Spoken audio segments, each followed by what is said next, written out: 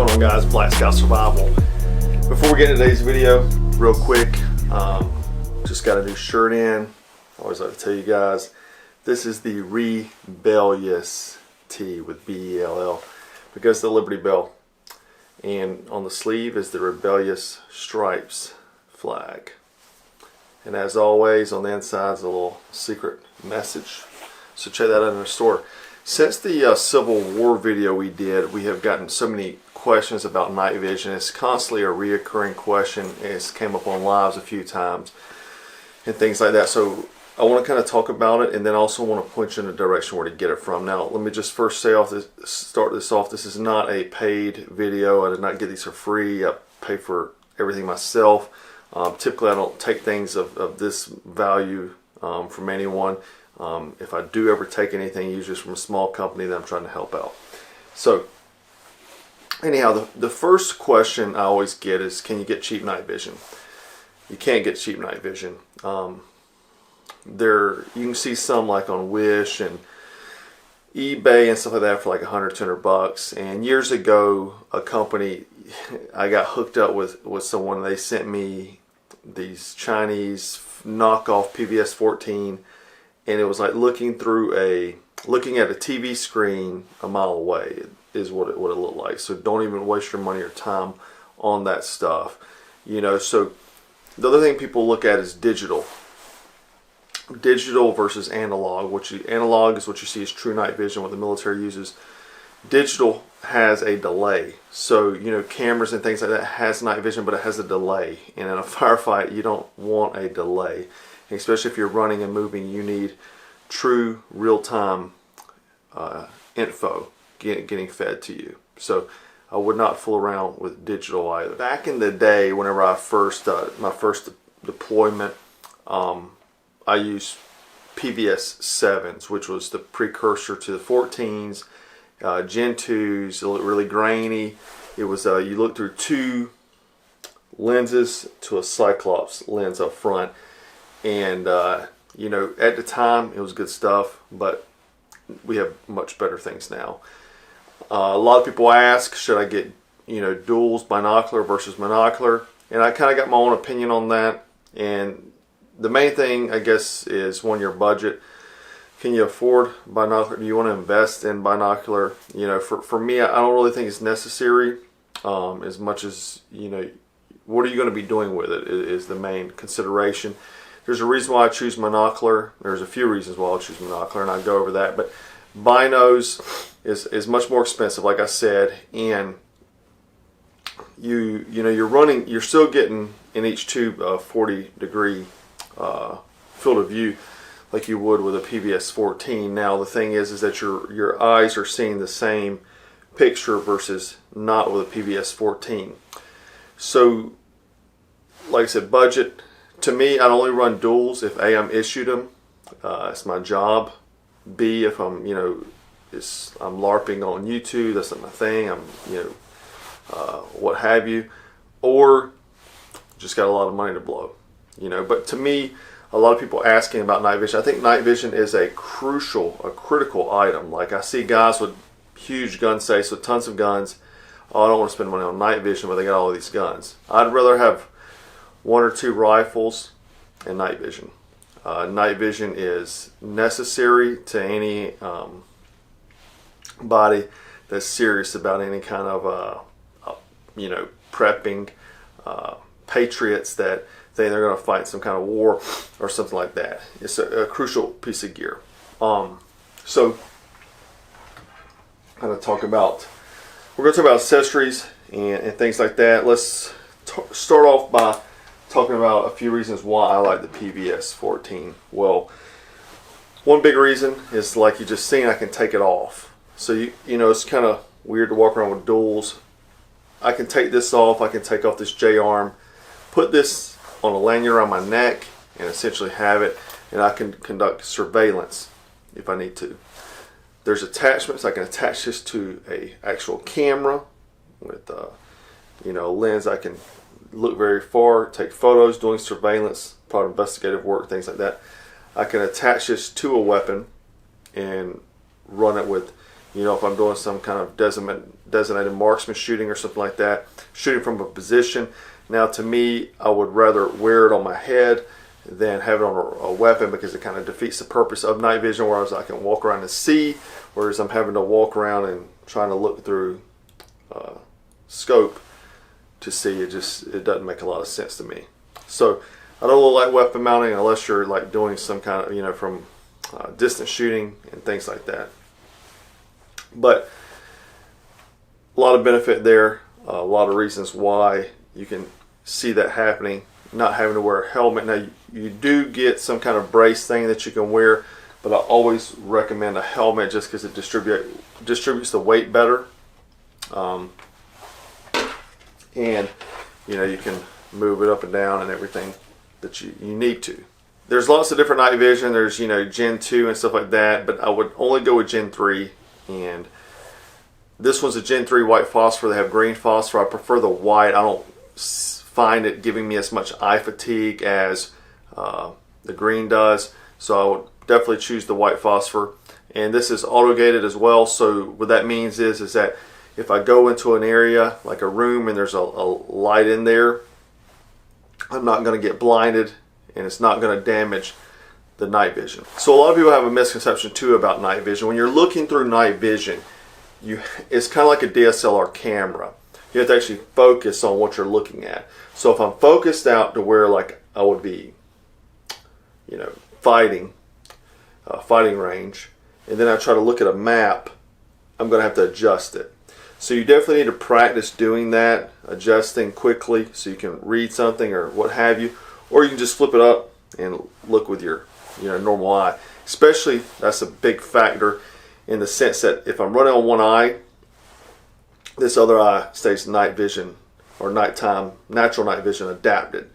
So if I flip it up, this eye has been looking at the light, and I still have nighttime adapted vision, right? So the other benefit too is that if I'm around, I can actually see what everybody else can see, but then I can also see night vision. Now when you're running night vision too, you're kind of going to get to where you only see what's illuminated by the night vision. So it's not like you're going to be looking dark and this lit up through the device. You're going to be seeing what's in the device. Like I said, you're going to have a 40-degree field of view, so it is going to be constrained, and you could get eye fatigue. Let's now discuss shooting with nods. Okay, so you're going to need a laser, especially with a PVS 14. If you're running binos, you can run passive and actually look through it, and optic because you're running both eyes because of that depth perception that you're going to, you know, kind of lose with that one eye running through PVS 14. You're going to need a laser. This is the PEC 15 civilianized version, ATPIAL, and essentially what it has is IR, laser, and illuminator. So I can illuminate an area, and that's very important because night vision runs off of ambient light. So if there's no light in a room, you're going to need to turn that illuminator on. And I'll show here me standing in front of a mirror, and I've got a rifle with a IR illuminator on it, so you can see that it looks really, really clear. But without that, you know, it's kind of, you can still see, but it's, you know, kind of grainy looking. So you need an illuminator, and you can attach that to so I'm going to show you just an illuminator, and this is a Surefire. This one flips between white light and IR. So right now I'm hitting the IR, and this illuminates pretty well. This can also mount onto your helmet, so if you're not using a gun and you're just walking around, you can, you know, just illuminate with that.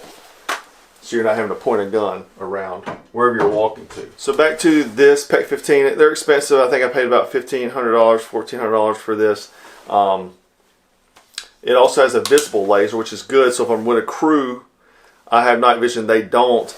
I can then switch over to a red laser so they can see. I can paint a target per se for them, So like, you know, in the military back in the day, we used to shoot tracer rounds so that we could give our, you know, fire team or squad the general direction of fire or target. And then for this, I can paint a target, paint a building, paint a doorway, something like that. And of course it's going to give away my position, but at least I'm not firing shots. It may not give away my position because they may not know that I'm even there. But if everybody has nods, we can paint it with the illuminator IR laser. So you can see the IR laser here. Looks good, and the illuminator, but definitely something you need. Now if you're running duals, you can get an EOTech that goes dim enough so it doesn't blind, you know, drown out everything on the night vision device, because if you try to run a regular one with it, it's gonna, you know, just basically blind everything. You can't really make out the optic. Before we talk about the helmet mounts and everything, let's talk about some accessories that are good pieces of kit and something that goes beyond shooting. This is a little Firefly, and basically you can snap this onto a 9-volt, and I can throw this anywhere. It doesn't matter if I lose it, but I can mark a territory. I can give it to my family. My family actually has one of these, so in case of a bad situation, they can mark themselves so I can find them with that. Nobody else can see it. Also, military strobe. Has an IR filter on top of it. Same thing, we can do that with it. The other thing is IR chem lights. You have little tiny ones like this, and then ones like this. So we can mark areas. I don't care if I leave this behind. I can put in an area, mark a trail. I can do lots of things with this. Clear rooms, throw it in there. You know, nobody else sees it. I can see I've cleared the room. So good to have if you're running night vision. So we have here on this Ops Corp helmet. Like I said, you really need a helmet, a good helmet. I do have a Team Windy as well. This is just my backpacking, mountaineering helmet, and the mount does fit on there too. You notice I don't have ear protection on this because I'm not shooting in this helmet. But whenever I'm doing stuff, maybe walking or what have you, I can throw my night vision on this helmet. It doesn't look tactical. It's not spooking, you know, making everybody spooky. So something good to have, a non-military helmet. But this is a Team Windy search and rescue one. And then this is the Ops Corp. Ops Corp is a great helmet. I love it. It's my favorite. Got a Wilcox G24 mount. Pretty sure that's what it's called. Yep, G24. It goes up and down. It kind of will take it away from your eye, put it close to the eye, just depending on how you see. It'll snap off really quickly. It'll break away. So now on the PVS 14, I have a Wilcox J-arm. Now what this allows me to do is to rotate it from one eye to the other. Okay, so if I get fatigued in one eye, I can pop it and go to the other eye. And you can kind of figure out all this stuff pretty quickly. You know, it does have this little pinhole cap here. Now this pinhole cap is designed to be able to use in, you know, with lots of ambient light. It actually works pretty well in street, you know, lots of street lights. You can run with this and actually see just as good as without it, almost. So I keep mine on there also to protect the lens. Alright guys, so I got my night vision from US Night Vision. And the reason why I chose them versus anybody else, not because they gave me anything, like I said, I pay for mine outright just like you do, but because I got it very quickly.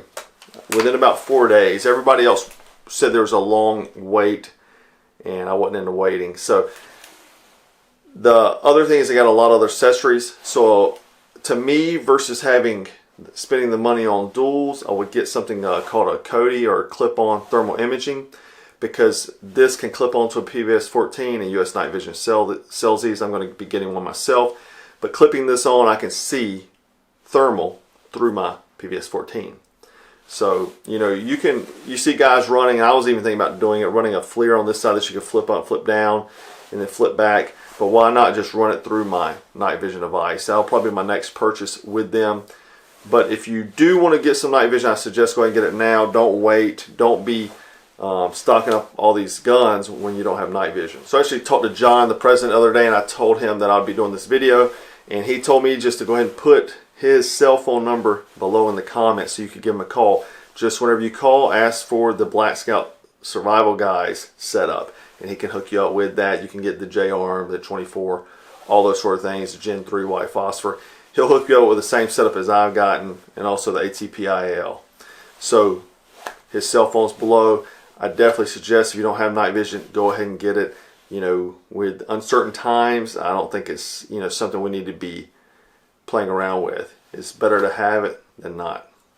Anyhow, guys, if you have any questions, comments, if you have any questions about night vision, call John. Just ask him. He's got a lot of knowledge, and he'll help you out.